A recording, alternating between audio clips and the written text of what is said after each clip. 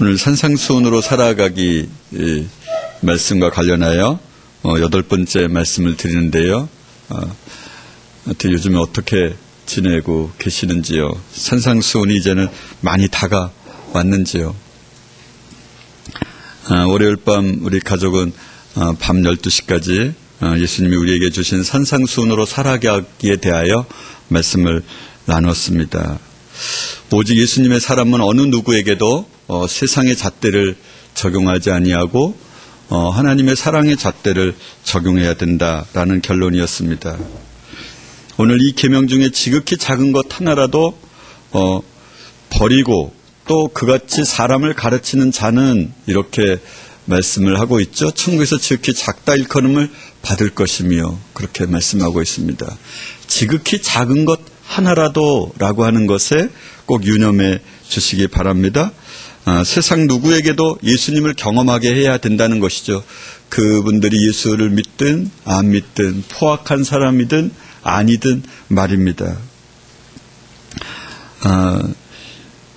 저는 월요일마다 그 일주일의 업무 보고를 하는데 지난주의 마음은 보다는 분명 바뀌어져 있었지만 저는 아주 정말 잘 주님 마음에 합당하도록 그렇게 생각을 해야 되겠다 그런 생각을 했었는데요.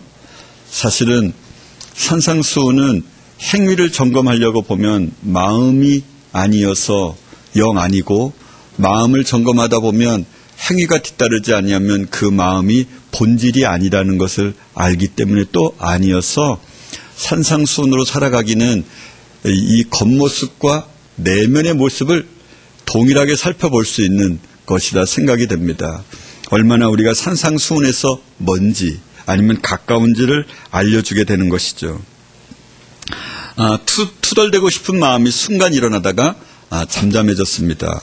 아마 보통 때 같았으면 제가 그것을 이렇게 잡아낼 수 없었으리라 생각됩니다. 너무 내가 잘하였다. 기쁨이 충만하였다. 아마 이렇게 이야기를 할 만한 것이었는데 순간적으로 있다가 사라지는 그런 악한 마음, 미련해 라고 그렇게 말은 하진 않았지만 생각이 하여튼 어쨌든 불편한 순간이 있었습니다. 제가 다음 주에는 더 좋은 간증을 할 수 있을 것 같습니다. 웬만해서는 느끼지 못하는 것, 그런 감정조차도 잡아내셔야만 합니다. 큰 나무를 뽑으면 이제 큰 뿌리가 딸려 나오죠. 그러면 이제 그 다음에는 무엇이 보이기 시작합니까? 이제 작은 뿌리가 보이기 시작하죠. 밭에도 저긴 큰 나무, 가시나무 하나만 뽑으면 쓸만하겠네. 그러다 보면 그 다음에는 작은 풀들이 이제 보이기 시작합니다. 그런 것처럼 우리가 가지고 있는 뿌리들을 자꾸 이렇게 그 다음에 작은 풀 같은 경우도 자꾸 발견해 볼 수 있기를 바랍니다. 형제에 대하여 미련한 놈이라 하는 자, 우리가 생각할 때 그런 일들이 얼마나 많이 있습니까? 자기와 생각이 다르면 형제들에 대하여 그렇게 생각을 하죠. 물론 우리는 그런 생각을 한다고 생각을 하지 않죠. 그런데 그런 시간들을 만약에 천국에 가서 발견하게 되면 어떻게 되겠습니까? 이 땅에 사는 동안 자신의 마음을 잘 생각해 보시기 바랍니다. 월요일 날은 제가 어느 회사에서 말씀을 전하는데요. 업무 보고를 받다가 또 어찌어찌 준비하다가 한 11시 반쯤 되면 이제 걸어가는데 걸어가다가 전에는 빨리 가야 되니까 걸어서 한 15분, 늦게 가면 한 20분 걸리는 거리인데 빨리 뛰고 걷고 하다 보니까 이 길이 그 구로동 그쪽은 이 사람 다니는 길이 워낙 좁거든요. 근데 사람은 많이 있는데 그러니까 이제 걸리면 천천히 가는데도 가운데 길을 딱 잡으면은 옆에 사람이 빠져나갈 수 없게 그래서 찻길로 이렇게 가기도 하고 저는 그러면서 뛰어다녔었는데 그날은 제가 사람을 뒷모습을 봐도 다 아름다운 거예요. 제 딸이다, 아내다, 제 동생이다 이렇게 생각을 하니까 너무 마음이 기뻐지더라고요. 그래서 그분 한 분 한 분을 등을 대고 그리고 스치는 사람에게는 그 얼굴을 보면서 기도하게 되었습니다. 제가 그런 것을 의도했던 것은 아니었는데 이제는 발에 걸리는 사람들이 나빠진 게 아니라 오히려 제 기도 위로가 되고 오히려 눈물이 나고 마음에 아픈 상처를 그러니까 이렇게 그대로 전달이 되잖아요. 그러면은 그런 사람들을 위해서 더 간절히 기도하게 되었습니다. 그런데 그 회사의 중역한 사람이 그 전날 만나가지고 하는 말이 목사님이 설교하시는 것을 그 회사 사람들이 너무 어려워한다는 거예요. 제가 이곳에서 했던 말씀 가운데 거의 비슷한 말을 이제 하잖아요. 그래서 어떻게 할까? 사람이 아무리 참석을 해도 그러면 근데 사람들 왜 참석해요? 제가 그랬더니 대표가 참석을 하는데 참석을 안 할 수가 있겠냐 이거예요. 난 좋아서 참석하는 줄 알았는데 그래서 그러면은 어떻게 해야 될까? 그리고는 설교를 아주 짧게 지난주에 말씀드렸던 맹세하지 말라라는 것에 대하여 한 15분 정도만 짧게 말씀을 전하고 이제 그렇게 말했습니다. 여러분, 말씀을 전하는 자와 이 혐의가 조금이라도 있으면 마음이 조금이라도 걸리는 게 있으면 여러분에게 도움이 전혀 안 됩니다. 오히려 그 말씀으로 인하여 내 영혼이 부패하게 됩니다. 생명이 있는 나무가 비가 오면은 점점점 자라나듯이 그렇지만은 뿌리가 없는 것은 비가 오면 더 빨리 썩는 것처럼 하나님의 말씀이 폭포 쏟아질 때 그 말씀을 받아들이지 못하면 우리의 영혼이 병들게 됩니다. 그러니 정말 말씀해 주시기 바랍니다. 그리고 이제 그들의 이야기를 듣기 시작했습니다. 앞에서부터 이제 의무적으로 시키기 시작했죠. 그래야 이제 말을 하니까 그런데 그 친구는 아주 이제 저에게 은혜를 많이 받는 친구입니다. 그 친구가 아주 저는 이렇게 교회를 어려서부터 다니다가 어느 날부터는 안 다니다가를 반복했는데 목사님 말씀을 들으면서 정말 나도 제대로 예수님을 믿어야 되겠다. 그리고 각 교회를 이제 자기 교회를 다녀보니까 이 교회는 아니네. 그래서 또 다른 교회, 그 다음 주에는 다른 옆 교회 가니까 이 교회도 아니네. 그래가지고 매주마다 교회를 옮기다 보니까 자기가 정한 것이 없으니까 아침에 조금 게으름을 피우다 보면 오늘은 어느 교회를 가지? 그러다가 못 가는 때가 있다는 거예요. 나는 어떻게 하면 좋습니까? 그런 이야기를 하더라고요. 그래서 교회를 좀 더 보아라. 좀 더 다녀보아라. 제가 이제 그렇게 이야기를 했습니다. 참고로 제 아들, 딸은 인천 방주교회를 다니니까 한번 생각해 보시기 바랍니다. 이런 이야기를 전해 주었습니다. 두 번째 형제는 교회에서도 이제는 산 사람에게 절을 하는 것처럼 죽은 사람에게도 3배 정도 하는 것을 우상숭배로 생각하지 않고 그렇게 절하는 것은 괜찮다. 또 예수를 믿는 자기 집안의 사람도 그렇게 말한다는 거예요. 그러면 어떻게 쓰면 좋겠습니까? 그런 이야기였습니다. 그래서 제가 그렇게 말했습니다. 절대 안 됩니다. 처음부터 그것은 해서는 결단코 안 됩니다. 아마도 제가 100번 양보하여 요즘의 목사들은 아마 이런 생각을 했을 것 같습니다. 처음부터 제사를 지내지 말아라 그러면 그 남자가 아예 안 나올 거니까 나오다 보면은 저절로 제사를 안 드리겠지라고 하는 생각을 가지고 아마 그런 말을 했을지 모르겠지만 정말 그렇습니까? 우리가 요즘에 믿는 사람, 교회 다니는 사람들의 형태를 바라보면은 시작이 왜곡되면 끝까지 아니다라는 것을 우리가 너무도 잘 아는데 말입니다. 처음부터 온전히 예수님을 믿도록 하지 않는 것은 예수님을 결국에는 못 믿게 되는 것이다 라고 하는 생각을 하게 되었습니다. 저는 그동안 산 사람에게 절을 하는 것은 그것이 예의에 어긋나는 것이라고 생각을 우상숭배를 하는 것이 아니라고 생각을 했습니다. 그런데 이제 제가 이제는 저희 어머니에게 말씀을 드려서 이제 어머니에게도 세배를 하지 않아야 할 이유를 저는 이렇게 어머니에게 말씀을 드렸습니다. 이제 어머니 우리가 세배를 안 드려서 미안합니다. 그런데 하나님의 말씀을 지켜도 우리가 생각하기에 요거는 해도 되고 안 해도 되고가 아니라 이제는 과다하게 지키기로 했습니다. 제가 그렇게 말씀을 드렸습니다. 우리의 이성은 언제나 올바른 것도 아닙니다. 이성이 올바르게 작동했다고 하더라도 그것이 하나님이 싫어하는 것이라면 그것이 무슨 의미가 있겠습니까? 그렇게 해서는 안 되는 것이죠. 저는 이제 산 사람에게도 이제 절을 하지 않기로 했습니다. 여러분, 세 번째 형제가 이렇게 말했습니다. 목사님 말씀에 의하면 모든 사람이 온전하지 않으면 천국 갈 확률이 없다는데 나는 남편이요, 한 아이의 아버지요, 그 부모의 자녀인데 내가 이렇게 일하지 않으면 안 되는데 목사님 말씀에 의하면 아예 그런 거 그만두고 전도하러 가고 목사가 되어야 될 것 같은데, 선교사가 되어야 될 것 같은데 나는 어떻게 하면 구원을 받을 수 있을까요? 그런 얘기를 하더라고요. 성경에는 아리마대 요셉이라는 사람이 나옵니다. 마태복음 27장 57절에는 그는 예수의 제자더라, 이런 표현이 나옵니다. 그러니까 아리마대 요셉 공회의 의원이었습니다. 그는 예수님을 만났습니다. 그리고 제자가 되었습니다. 그런데도 그 의원의 형태를 유지하고 있었죠. 그가 예수님이 십자가에 달려 돌아가셨을 때 그의 시체를 달라라고 누구죠? 빌라도에게 요청했습니다. 빌라도에게 요청할 수 있는 사람은 아마도 아리마대 요셉 정도의 사람이 되어야 요청할 수 있었지 않았을까, 그런 생각을 해봅니다. 아마 아리마대 요셉은 하나님께서 이 땅에 창조할 때 너는 예수님의 시신을 장사 지내는 데에 너는 한 역할을 하여라, 아마 이렇게 하셨을 거라고 저는 생각을 합니다. 그는 자기의 역할에 충실했죠. 예수님께서 아리마대 요셉의 공회의 의원을 그만두고 너는 나를 쫓으라, 이런 이야기를 하지는 않았습니다. 예수님이 이방인 가운데, 아니 모든 인류 가운데 가장 칭찬했던 초기에 그런 사람이 하나 있었습니다. 믿음의 사람, 누구였죠? 백부장이었습니다.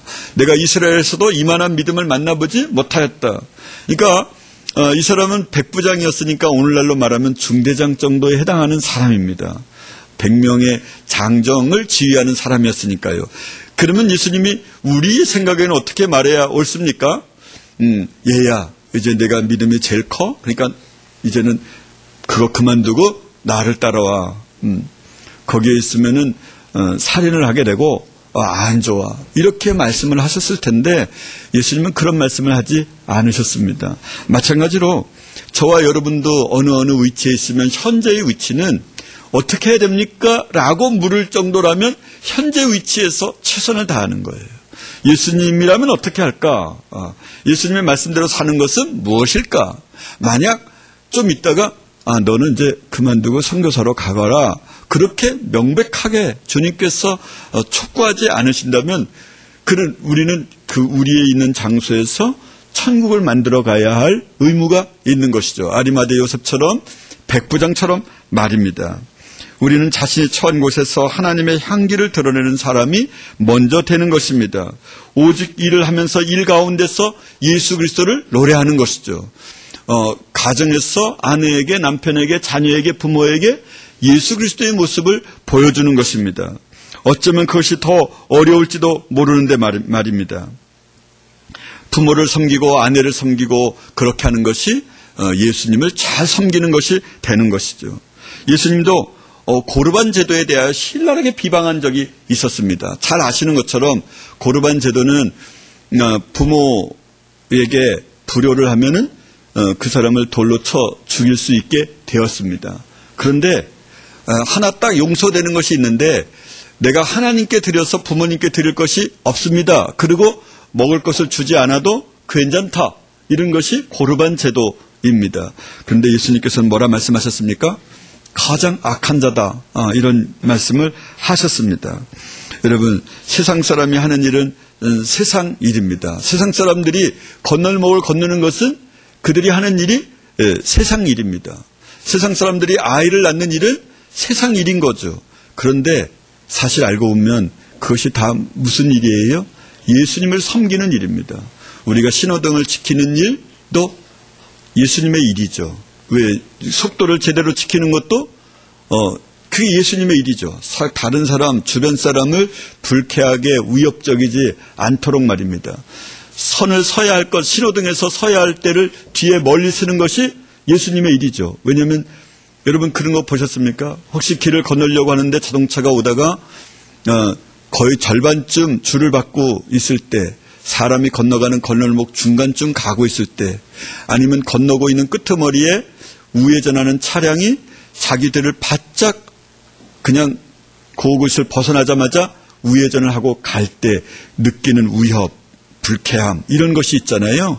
그렇다면 만약 멀리 서주고 그가 완전히 건너갈 때까지 있으면 그 사람이 얼마나 존중받는 느낌을 가질까요?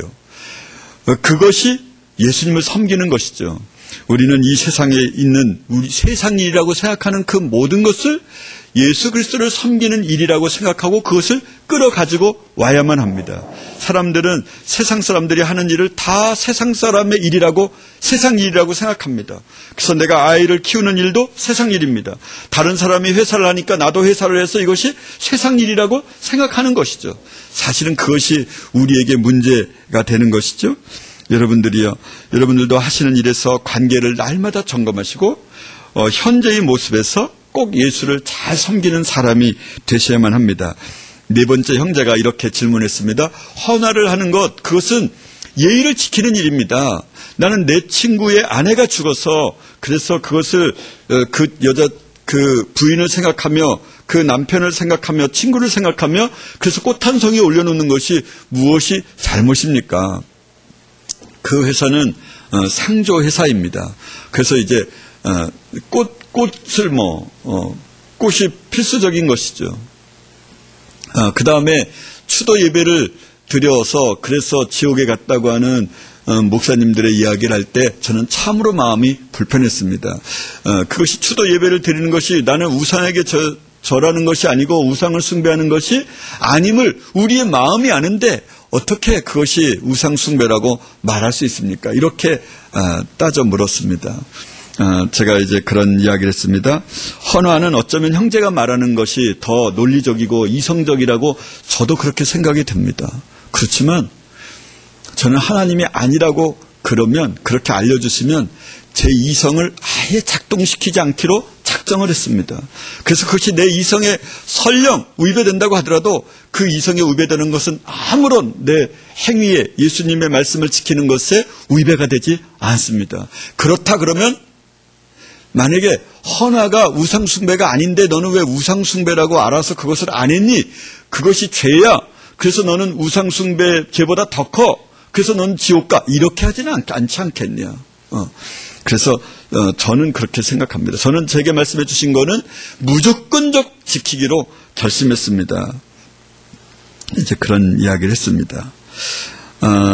지난번 우리 신 교수님이 말씀하셨던 것처럼 그런 위대한 우리가 생각하기에 가장 한국이 낳은 놀라운 그런 목사라고 해서 그분이 지옥에 갔는지 안 갔는지는 우리에게 전혀 중요하지 않습니다. 다만 우리에게 놀라운 충격이 되죠. 그럴 수도 있겠다. 그렇겠네. 그리고 그렇지 않다 그러면 기도를 한번 해보시면 얼마나 그것을 하나님이 잘 가르쳐 주시겠냐. 기도할 생각은 안 하고 그냥 내 생각은 아니다. 이렇게 말하는 것이 얼마나 이게 왜곡되고 우상숭배적 생각인가. 나는 그런데 그 말이 그대로 믿어졌다. 왜? 추도 예배를 말하고 종교다원주의를 말하였기 때문에. 종교다원주의를 가지고 있는 생각을 가지고 있는 사람이 천국 갈 확률이 없다. 이거는 어느 누구나 인정하는 것이니까. 정말 저와 여러분은 충격을 받을 이유가 있습니다. 날마다 어쩌면 충격을 받아야 하죠. 지금의 모습과는 달라져야 되니까요. 그래서 오늘 우리에게 이 땅에 아직도 살려주셨으니까요. 우리는 천국과 지옥의 커트라인에서 움직이기보다는 넉넉히 천국을 쟁취하는 자이어야만 합니다. 우리도 이렇게 동일한 충격의 시간들을 날마다 보내야만 합니다. 그래서 그 충격을 잘 예수님의 말씀대로 예수님의 말씀이 어떻게 말하고 있는지 예수님이 나에게 어떻게 지시하시는지 성령님의 음성을 들어야 할 이유가 있습니다. 드디어 제가 말씀을 전하는 그 회사의 대표가 입을 열었습니다. 목사님, 저는 어디서나 8대2 법칙이 성립되는데 우리 직장에도 8대2가 성립이 됩니다. 20%만 일하고 80%는 어영부영 그냥 지나갑니다. 속이 터져서 죽겠는데 어떻게 했으면 좋겠습니까? 그 한 4, 5년 전에 그가 그런 이야기를 하길래 제가 이제 그런 이야기를 했거든요. 아니, 사장 마음에 들어서 다 사장 같으면 누가 사장 밑에 있어요. 다 나가서 사장하지. 그 말 가지고 2년을 잘 참았는데 2년 지나고 나니까 또 속이 열불이 나서 못 참겠다 이런 얘기를 하시더라고요. 나는 어떻게 해야 됩니까? 사람들 때문에 너무 힘이 듭니다. 그래서 제가 예수님을 대하듯 해야만 합니다. 구원받기에 이 땅에서 가장 좋은 직책이 하나 있는데 그것은 회사 대표가 되는 일입니다. 왜? 회사 대표가 되면 불평할 일이 너무도 많이 쌓여있고 사람을 정죄할 일이 너무너무 많이 쌓여있기 때문에 그 가운데서 나는 아니야, 나는 진짜 아니네, 나는 영원히 지옥이네 날마다 생각할 테니까. 그러니까 예수를 믿든지 안 믿든지 둘 중에 하나를 해야 된다. 종업원으로 있으면 나는 괜찮은 사람이야, 날마다 괜찮아, 더욱 괜찮아, 이래서 충격받을 일이 없기 때문에 그렇다. 상식이 통하지 않는 사람들을 이해하고 사랑하는 것이 얼마나 힘이 드는지 인식하게 되고 구하고 찾고 두드리는 일들을 날마다 분분초초 하게 될 테니까. 이윽고 저를 그 회사에 소개시켜 주신 분이 말을 하기 시작했습니다. 사실은 자기는 온누리교회 장로인데 온누리교회에 대해서 이야기를 할 때 너무너무 괴로웠습니다. 내가 괜히 이 목사님을 이 회사에 소개시켜줬다. 그런 생각을 했답니다. 아마 제가 생각하기에도 이 한두 번 더 심하게 말하면 나오지 말아달라, 바쁘실 텐데 뭐 이렇게 말할 것 같았었습니다. 근데 그분이 자신의 이야기를 하더라고요. 오늘부터 저는 참으로 목사님의 말씀을 전적으로 믿기로 작정하였습니다. 그런 이야기를 해주었습니다. 제가 그랬거든요. 여러분이 만약 천국에 갈 확률이 99.99%가 있을지라도 나는 여러분이 천국 갈 확률이 적다고 거의 없다고 말하는 것이 안전하지 않겠냐. 설령 내 말이 거짓말이라고 하더라도 이렇게 하는 거짓말은 해야 되는 거 아니냐. 오늘 나를 이곳에 세워놓았다면 하나님께서는 그 말을 99.99% 아닌 그 0.001%의 사람을 위하여, 그 확률을 위하여 이 이야기를 하라고 하지 않겠는가. 그런 말씀을 했습니다. 예수님께서 그들의 영혼을 아주 많이 만져주었던 것 같습니다. 점심을 먹지 못한 채 서둘러서 직장에 왔습니다. 그 아내가 암이 걸린 목사님이 오셨다는 이야기를 들었습니다. 그래서 제가 가지고 있던 상당히 값나가는 것을 그에게 만나자마자 주었습니다. 평상시 우리 총회에 소속되어 있는 목사님인데 저와의 관계가 뭐 그렇게 친하거나 거의 만나고 그냥 스치고 지나가는 정도, 말을 별로 하지 않는 정도의 사람이었었는데 말입니다. 이분이 그때부터 저에게 참 그것이 기쁨이었습니다. 저는 그것보다 훨씬 더 많은 것을 받은 것이죠. 주는 것이 복이라서입니다. 남에게 대접을 받고자 하는 대로 너희도 남을 대접하라. 그런 말씀을 지켰을 때 하나님께서 우리에게 주는 놀라운 평안을 저와 여러분이 각자 경험하셨으리라고 생각됩니다. 저는 달리듯이 용산에 있는 국제학교로 갔습니다. 그날 회의가 2시부터 있는데 4시까지 회의를 한다는 이야기였습니다. 근데 벌써 밥을 먹지 않고 그리고 그분에게 말씀을 전하고 그분 아내에게, 그 사모에게 어떻게 믿음을 심어줄 것인가를 이야기하는 가운데 시간이 벌써 3시 가까이 되었습니다. 정신없이 그곳에서 지하철을 타고 가서 이제 용산역에서 내려서 택시를 잡아 탔는데 이게 워낙 마을 동네 꼴꼴길이라서 그 대표적인 그 랜드마크가 되는 건물이 없어서 이 꼭 치고 가야 되는데 이 노인이 한 70대가 넘은 노인이 이 내비를 못 치는 겁니다. 근데 내비를 보름 전에 바꿨는데 한 번도 사용해 본 적이 없다는 거예요. 근데 한 10분은 거기서 세우고 있는 거예요. 비는 오는데. 근데 차는 쭉 늘어서 있는데 택시는. 근데 평상시 같았으면은 그냥 후딱 내려가지고, 근데 그 택시 안에 그냥 가만히 앉아있는 10분은 얼마나 긴지. 했던 거 또 누르고, 그건 요 밑에 거를 누르시면 돼요. 그래도 엉뚱한 거 누르시고. 그런데 제가 하면 혹시 기분 나빠할까봐 제가 그냥 가만히 있었습니다. 한 10분 정도 되어서 차가 드디어 출발을 했습니다. 가는데 벌써 3시 45분이었습니다. 근데 4시에 이 사람들이 나가야 될 이유가 각각 있는 거예요. 한 2사람이. 죄송합니다. 4시면 출발하겠습니다. 그러면 끄트머리 5분은 조 목사님이 늦게 오셨으니까 그 요약을 좀 해서 설명을 드리겠습니다. 그리고 이제 10분이 훌떡 지나갔습니다. 지나치듯이 이야기를 한다고 해도 약속을 지켜야 한다고 하는 것이 저의 생각입니다. 물론 순간순간 성령님의 지시를 받아야 하는 것은 물론이겠지만 말입니다. 저는 그냥 약속을 지켰다는 것 그거 하나만으로도 마음이 너무 유쾌하고 기뻤습니다. 마음은 날개를 단 듯 기뻤습니다.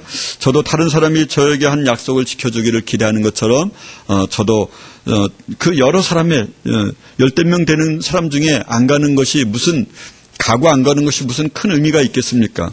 그렇지만 저는 거의 말 한마디도 하지 아니하고 그 자리에 그렇게 앉아 있으면서 너무도 기분이 좋았습니다. 그런데 그분들이 마지막에 결론을 내리는 것을 보고 마음이 너무 안타까웠습니다.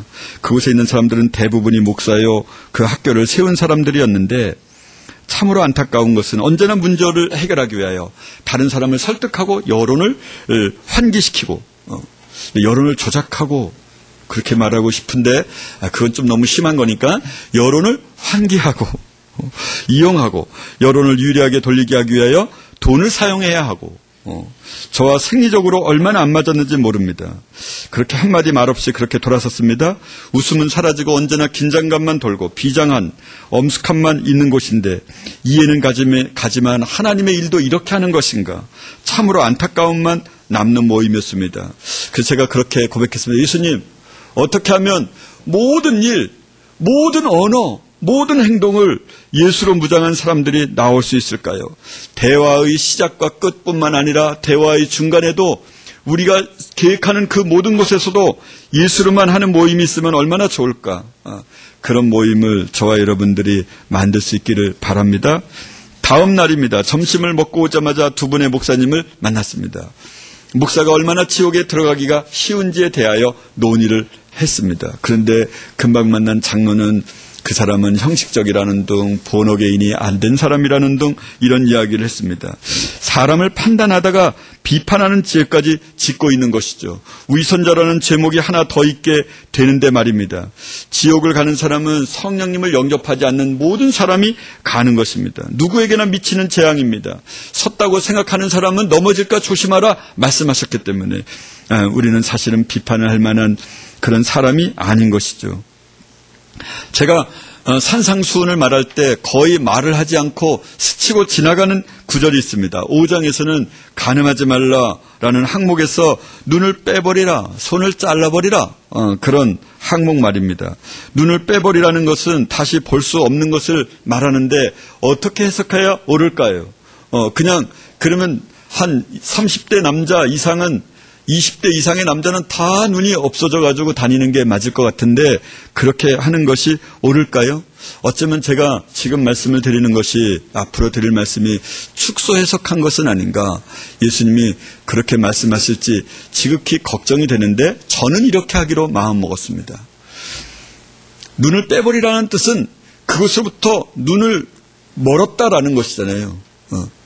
그러니까 눈을 빼는 것은 그 환경을 더 이상 보지 않는 것을 의미하는 것 아니겠습니까? 저는 무엇일까 생각해 보니까 저는 습관적으로 저희 어머니가 하는 말이 너는 어떻게 손자가 돼버렸냐? 왜요? 손자가 스마트폰을 가지고 놀더니 너는 왜 맨날 스마트폰만 가지고 있냐? 어머니 저 업무 중인데요. 근데 사실 업무도 있지. 왜냐면 다른 사람에게 이제 메시지를 보내는 것. 근데 그보다 더 많은 시간은 내가 스마트폰을 보는 게 더 많더라고요. 네이버 검색창을 두드리는 게 많았던 것 같아요. 그래서 제가 그때부터 내가 스마트폰에 검색창을 누르면 진짜 내가 손을 자르리라. 이러고는 제가 아예 그 검색창을 두드리지 않은 지 시간이 좀 지났습니다. 그러니까 진짜 보고 싶은 마음이 깜짝까지 사라지더라고요. 그래서 이 겉 화면에다가 인터넷 이것을 샥 휴지통에 넣어버렸습니다. 혹시 금방 누를지 몰라서. 음란한 영상이 있다고 해서 그것으로 시선을 돌리지 않으리라고 우리가 다짐하는 것입니다. 오늘날의 간음은 정의를 어떻게 하실까 예수님이 계시다면 아마 음란한 비디오, 음란한 동영상 이런 것들을 보는 것이라고 말씀하지 않을까 그런 생각을 해봅니다. 여러분, 저와 여러분이 눈을 빼버렸다고 생각을 하는 것, 손을 잘라버렸다고 생각하는 것, 그것들이 무엇인지, 만약 내가 자녀를 때리는데 내 손을 사용했다, 그럼 그것에서 다시는 그렇게 하지 않도록 우리의 손을 잘라버린 것과 동일한 효과를 나타나도록 그렇게 주님께 기도하는 것입니다. 우리의 눈이 보지 못해야 할 것들을 보았다 그런다면 우리의 눈을 빼버렸다 생각할 만큼 그 눈을 다시는 그곳으로 돌리지 않는 것을 의미하는 것이죠. 물론 사람이 하는 결심이면 작심삼일일 수 있습니다. 어쩌면 작심삼일이 간다는 것은 대단한 의지가 있는 것이죠. 그런데 예수님께 기도하고 성령님께서 그것을 도와주실 것을 기대한다면 이것을 지키는 것은 전혀 어려운 일이 아니라 너무너무 즐겁고 기쁜 일이라고 생각이 됩니다. 앞으로는 여러분들도 혹시 그렇게 해보실 수 있기를 바랍니다. 제가 요즘 획기적으로 변한 것 중에 하나는 여러분들은 그렇게 생각하지 않겠지만 제 자신에게는 하여튼 비판하지 말라. 이것에서는 획기적으로 변한 겁니다. 항상 무슨 일이 일어나고 나서 속으로 막 하다가 보면 그 다음에는 제 아내하고 얘기할 때 꼭 한마디 합니다. 여보, 이런 일이 있었는데 진짜 그 인간 말도 안 돼. 이렇게 하는 이야기. 그 인간은 왜 그래? 태어나길 잘못 태어났나? 교육을 잘못 받았나? 출신 성분이 안 좋아? 이런 이야기를 하는 것이 제 그동안의 습관이었습니다. 물론 옛날에도 저는 그렇게 하지 않는다고 생각을 했습니다. 제 아내한테 이야기하는 것은 괜찮다고 생각을 한 것이죠. 그런데 요즘에는 그런 말을 제가 제 아내한테도 안 하고 제 속으로도 안 합니다. 그랬더니요, 얼마나 삶이 자유로운지 언제나 제 기도가 제 입술에 파수꾼을 세워주세요 였습니다. 이제는 큰 뿌리를 뽑았기 때문에 이제는 잡초가 수없이 많이 보이겠죠. 저도 이제는 잡초 같은 것들을 이 비판하지 말라에 대해서 굉장히 많이 보게 될 것입니다. 말하지 않으면 입이 근질근질해서 참을 수가 없어서 목욕을 하다가도 여보 일로 와봐봐 그렇게 말했던 적도 있었습니다. 비판하지 않으니까 얼마나 마음이 가난하고 마음이 단순해졌는지 모릅니다. 회계사 사무실에서 전화가 왔습니다. 내일 이 다음 주까지 회계장부에 대해서 알려주지 않으면은 당신네한테 돈도 안 받을 테니까 계약한 것을 파기할 테니까 그냥 다른 사무실로 가서 이 1년 동안 있는 연말 결산, 사업자, 무슨 계산하는 거 있거든요. 세무서에다 제출하는 거. 그거 하라고. 근데 여태껏 제가 살면서, 회계사 사무실에서 그런 전화 오는 거 처음 보았거든요. 왜냐면 회계사 사무소와 우리와의 관계는 적어도 약간은 제가 갑이고, 그들이 약간은 을이고, 아니면 슈퍼갑은 아닌 거죠. 제가 회사가 너무 커서 저로 인해서 발생하는 돈이 너무 큰 것은 아닐 테니까. 그런데 분명히 갑은 갑인데 갑자기 내가 슈퍼을이 된 기분이 들었습니다. 왜 그런가 보았더니 이렇게 맞지 않는 부분을 맞춰주십시오. 그러면은 여태껏 말을 하고 있지 않다가 5월 25일 날이 개인 소득 종합소득세 그 신고하는 때인데 5월 24일 날 그냥 줘버리는 겁니다. 그리고 아예 안 맞추고 그냥 한 거죠. 근데 저는 이제까지 몰랐던 거죠. 회계하는 사람에게 통장도 주고 도장도 주고 비밀번호도 주고 다 줘서 저는 그것에 대해서 여태까지 상관한 적이 거의 없었으니까요. 아예 없었다고 하는 말이 맞죠. 잘 돼가나? 그럼 예, 잘 돼갑니다. 세금은 얼마 냅니다. 이런 얘기만 들었지 제가 통장도 확인한 적이 없었는데 정신이 번쩍 들었습니다. 왜냐하면 지난해 10월에 구로 세무서에서 전화가 왔는데 당신들은 이것들을 다시 한번 살펴보아라.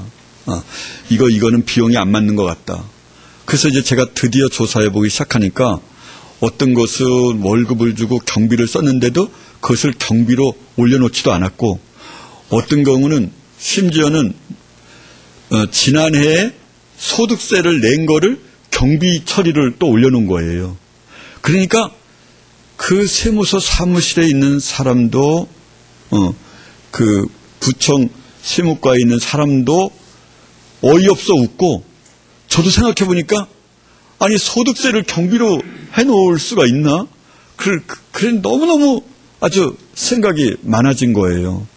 그래서 보니까 넣지 말아야 할 것은 넣고, 넣어야 할 거는 또 한 움큼 안 넣고, 그래서 오히려 세금을 더 많이 냈는데도 불구하고, 당신들은 이 소득세 얼마를 경비로 넣었으니까 그걸 이익으로 잡으면은 그것도 뭐 거의 한 1,000만 원 되나? 1,000만 원이 넘었어요, 하여튼. 그래서 그 지난해에 낸 돈에 인정과세를 합해가지고 50%를 더 냈어요. 그래서 한 4,000만 원 되나? 뭐, 이렇게 낸 거예요. 야, 그래가지고 제가 직원을 불렀어요. 아니, 이 사람에게 급여를 줬으면, 이 아웃소싱으로 이 사람을 줘서 이 700만 원을 줬는데 왜 이거는 경비 처리를 안 했나? 몰랐어요. 잃어버렸어요. 알았네.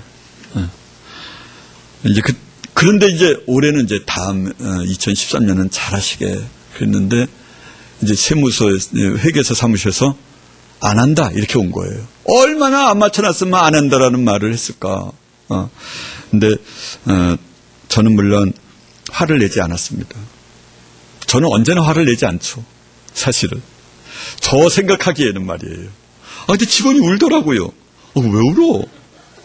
내가 뭘 잘못했어? 그랬더니 아니에요. 그래가지고 이제 지금 당장은 대답하지 않을 테니까 한 2-3시간 지난 후에 박 부장이 왜 울었어요?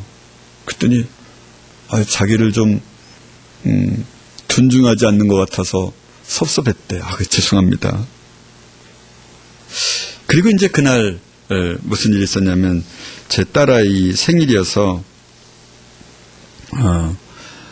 딸이 이제 그날은 저하고 같이 이제 호텔 뷔페로 가기로 약속을 했습니다. 가족들하고 같이. 현장에 있었었는데 아빠는 화를 낸 거야. 저는 아니라고 강변했죠. 목소리가 변색되었단 말이에요. 저는 한사코 아니라고 주장했습니다. 아니, 상황을 이야기하는데 사랑 깊은, 애정 깊은 이야기를 할 수는 없지 않겠는가. 그랬더니 아들이 이제는 거둡니다. 아빠가 화를 냈는지 안 냈는지는 중요하지가 않아요. 상대방이 어떻게 받아들였는가 중요하죠. 그거는 맞는 말 같다. 좀 인정해봐요. 그러네. 그렇게 인정을 하고는 5초도 안 돼서 난 화낸 거 아닌데 또 그렇게 얘기를 했습니다. 그랬더니 아들 말 아빠는 크게 문제예요 라고 말을 하는 것입니다. 그렇습니다. 저는 언제나 화를 내지 않았다고 생각을 했는데 그랬더니 아들이 하는 말이 CCTV를 설치를 해놓고 그걸 되돌려 보래. 언제 한번 시간을 내서 이제는 앞으로. 그래서 내가 이제 정말 잡초 같은 큰 뿌리만 없는 것 같은 그런데 잡초가 있는데도 전혀 발견하지 않고 모든 다른 사람은 아는데 누구만 모르는 거예요. 저만 모르는 거예요. 산상수훈으로 살아가기에는 저에게서 아주 멀고 먼 길을 달려가는 중입니다. 아직도 상대방에게 사과를 할 만큼 그렇게 상대방을 배려하지 않았나 봅니다. 아직도 온전히 예수 그리스도 익은 인격이 아니라 설익은 파란 사과에 불과한 제 모습을 봅니다.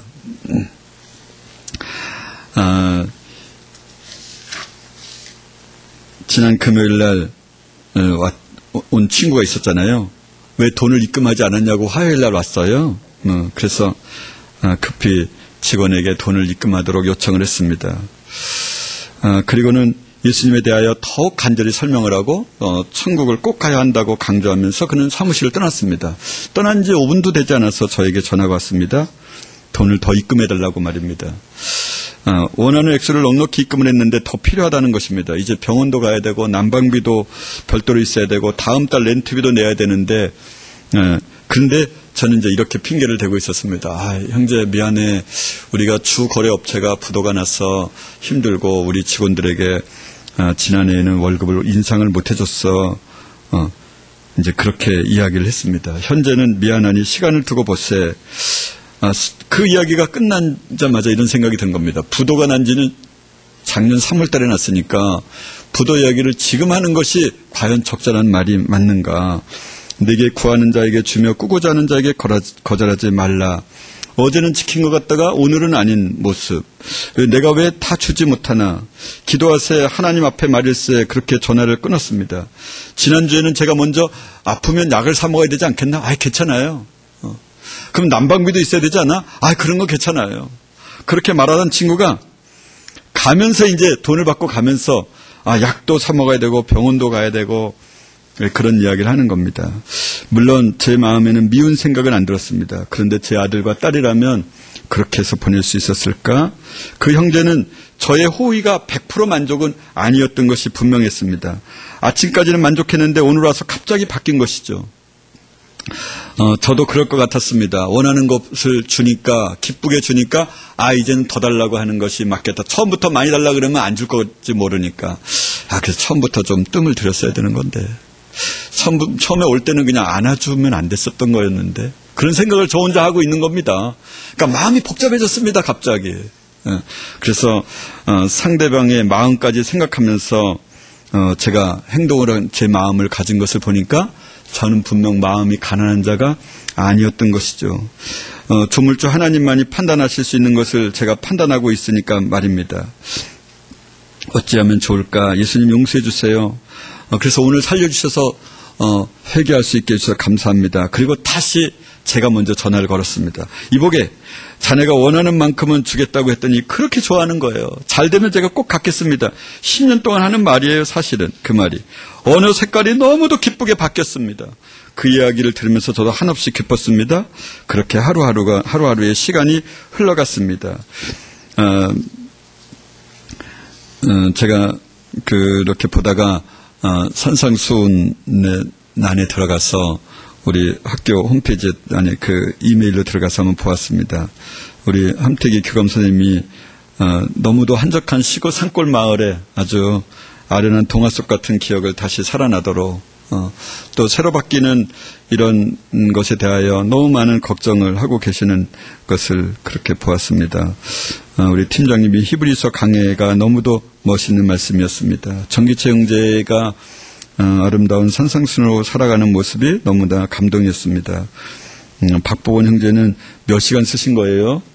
아주 너무 긴 이야기를, 마음 깊숙한 이야기를 들려주셔서 감사를 드립니다. 저는 사랑하는 딸과 함께 있다가 제가 호텔을 갔다고 그러지 않았어요? 제 가족과 함께 갔습니다. 혹시 어머니가 가실지 몰라서 휠체어를 가져갔는데 못 가시겠다고 말씀하셨습니다. 제가 호텔을 가는 중에 괜히 마음이 불편한 생각이 들었습니다. 몇 년 전부터인가는 제가 호텔에 간 적이 거의 없었는데 가족과 간 거는 한 5, 6년 만에 처음이었었나 그런 생각이 듭니다. 전에는 매년 여러 차례 갔었는데 말입니다. 뷔페 식당에 갔는데 갑자기 불편한 생각이 드는 겁니다. 그러고 있는데 제 아들이 그렇게 말하는 겁니다. 아빠, 주위 사람들 한번 둘러봐요. 주위 사람들을 다 둘러보니까 웃고 있는 사람이 아무도 없는 거예요. 그것은 이제 학교의 매출액이 워낙 식비 매출액이 크니까 신한카드에서 호텔 뷔페 식사권이 4매가 나온 거였어요. 그래서 그거를 생일날 쓰자고 이제 그렇게 간 것이었죠. 보니까 우리 가족만 웃고 떠들지 다른 사람들은 애인인 듯한 사이인데도 그냥 휴대폰만 만지고 있고 우리가 하도 웃으니까 우리만 가만히 물끄러미 계속해서 쳐다보고 있고 우리가 예의를 어긋나게 한 것인가 그런 생각이 들어서 조용히 했다가도 이 양반은 또 한없이 바깥을 쳐다보고 있더라고요. 다 그렇게 심각하고 웃음 띄지 않고 한 사람도요. 한 적어도 100명 가까이는 있었던 것 같은데 어느 누구도 웃음 띈 사람을 보지 못했어요. 제 아들이 하는 얘기가 아빠 이거보다 좀 허름한 음식점에서는 웃는 사람이 훨씬 많은데 호텔에 와보니까 웃는 게 없어졌다. 정말 부자는 그에게 행복이 없는 것은 분명한가 봅니다. 그런 이야기를 하면서 돌아왔습니다. 전 같았으면 저는 그랬을 것 같습니다. 호텔에서는 사실은 호텔 음식 중에서 제일 싼 게 뭔지 아십니까? 뷔페가 제일 쌉니다. 그러니까 아마 저는 이러고 돌아왔을 겁니다. 야, 정말 나는 말씀대로 살아가는 사람이야. 호텔에서 제일 싼 거 먹고 왔으니까 아마 분명히 몇 년 전에는 그랬을 것이 분명합니다. 그런 것들이 저에게는 전혀 어색하지 않았던 일들이 이제는 정말 어색하고, 이것에 한 끼 정도면은 북한 사람들이 한 달도 더 먹을 텐데 그런 마음을 가지면서 집으로 돌아왔습니다. 제가 평상시는 알지 못했던, 정말 맛있는 음식을 먹으면서 사람들이 기뻐할 것이라고 예측했던 그런 예측이 전혀 빗나가게 된 것이죠. 여러분도 한번 그런 것을 꼭 경험하고자 싶다 싶으면 한번 저녁 시간에 신라 호텔, 신라인가 맞나? 하얏트 호텔에 다른 데 가면 혹시 웃는 사람이 있을지 모르겠는데 한번 꼭 가보시기 바랍니다. 제가 밤 10시가 되었는데 도착한 아들인 제가 어머니 저 왔습니다 이렇게 말씀을 드렸는데 아무런 반응이 없었습니다. 그래서 직접 다가가서 이불을 이렇게 잘 이렇게 해드리고 있는데도 그냥 눈을 멀뚱멀뚱 뜨시면서도 아무 말도 안 하시는 겁니다. 이 무슨 일이 일어났구나 이렇게 생각을 하고 이내 샤워를 마치고 주방에 나왔더니 어머니가 이제 주방에서 저에게 밥을 차려주기 위하여 밤 10시가 되었는데 이제 이야기하는 겁니다. 왜냐하면 딸이 아빠 식사했어요? 그래서 아니, 아빠 그러면 식사하셔야죠. 아니야, 10시 넘으면은 건강에는 더 안 좋지, 배도 안 고파요. 그랬는데 어머니가 아마 들으셨던 모양입니다. 분명히 이 시간에 식사를 한다면 내일 아침엔 내가 힘들 텐데 생각을 하고 있었지만 어머니를 생각해서 밥을 먹기로 했습니다. 그러면서 많은 말을 했습니다.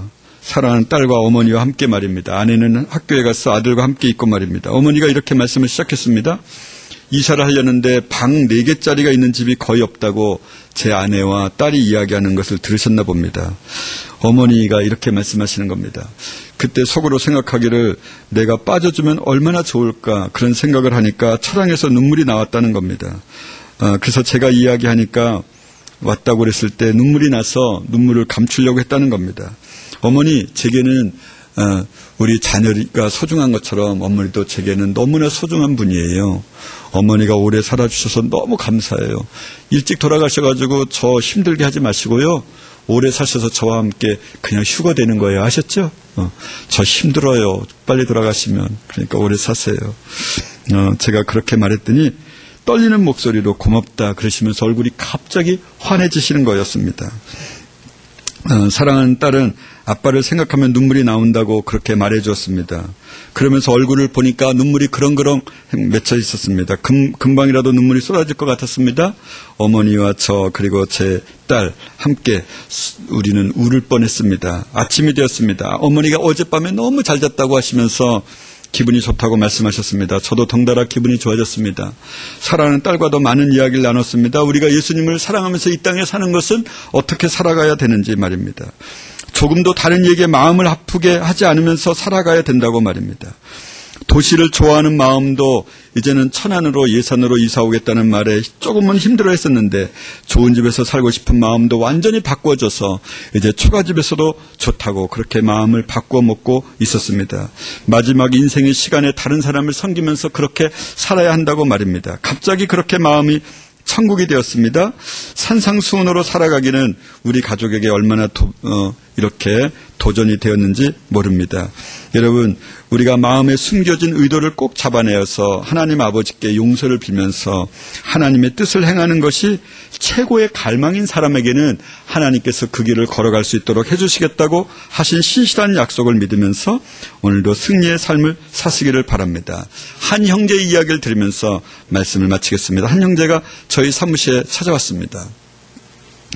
공무원이었는데 저를 채용해 주시면은 저는 오고 그렇지 않으면은 그냥 공무원으로 평생 남아 있겠습니다. 이렇게 말했습니다.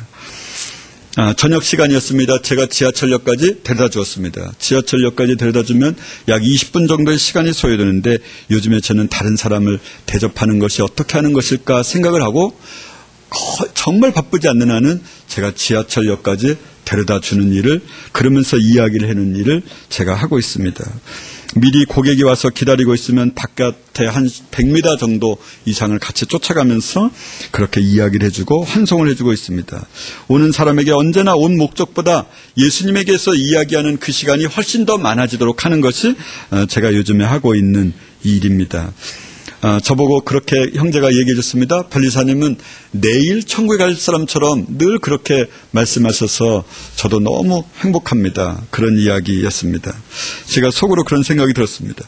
나는 오늘 갈 것처럼 생각하고 있는 건데 아직도 내 행동이 멀었네, 그런 생각을 하게 되었습니다. 제가 그렇게 말했습니다. 그 형제가 이렇게 말하는 거예요. 자긴 대구에서 대학 교수를 하다가 특허청에서 공무원을 뽑는다 그래서 공무원을 놓고 그리고 미국에 어플라이를 하고 했는데 두 군데가 다 됐는데 아내하고 이렇게 자녀하고 오래 같이 살려면 어떻게 될까? 특허청 공무원이 되는 게 좋겠다. 그리고는 아내가 대구에 있는 선생이고 자기는 이제 대전으로 왔는데 대전과 대구를 서로 교사를 교환하려니까 대구는 점점점 줄어드는 도시라서 대구로 오는 사람이 적어서 자기가 좀 더 좋은 옮길 수 있는 경기도로 아내를 옮겼답니다. 그래서 이제 안양에 이렇게 옮겼는데 지금 몇 년 동안 주말 부부를 하고 있는데 이제는 변리사님이 저를 채용해 주시면은 안양에서 여기 가까우니까 다니고 그렇지 않으면은 자기 그냥 아내를 경기도에 오는 사람은 대전 사람이 경기도에 올 사람은 많으니까 자기 아내를 대전으로 그렇게 옮기도록 해서 대전에서 살겠습니다. 자기 아들이 고등학교 3학년인데 고등학교 3학년인 아들은 이제 대학 가니까 이제 더 이상 그 아들이 여기 안양에 있어야 할 이유도 없어졌습니다. 이렇게 말하는 거예요. 제가 이렇게 말했습니다. 3월까지만 기다려주세요.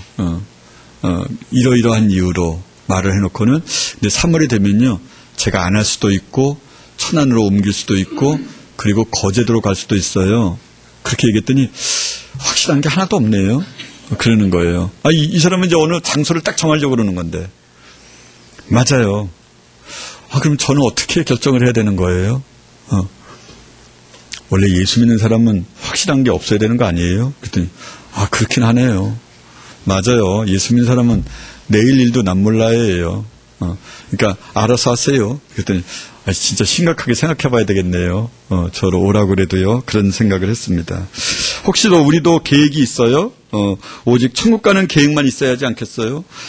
나도 천국 가고 다른 사람들도 천국 가도록 하는 것, 이것만이 우리의 계획이어야만 합니다. 마음이 가난한 사람, 오직 예수 그리스도만 생각하는 사람, 성령님의 지시대로 언제나 순종하는 사람 말입니다. 너희는 먼저 그의 나라와 그의 의를 구하라. 그리하면 이 모든 것을 너희에게 더하시리라. 사랑하고 축복합니다.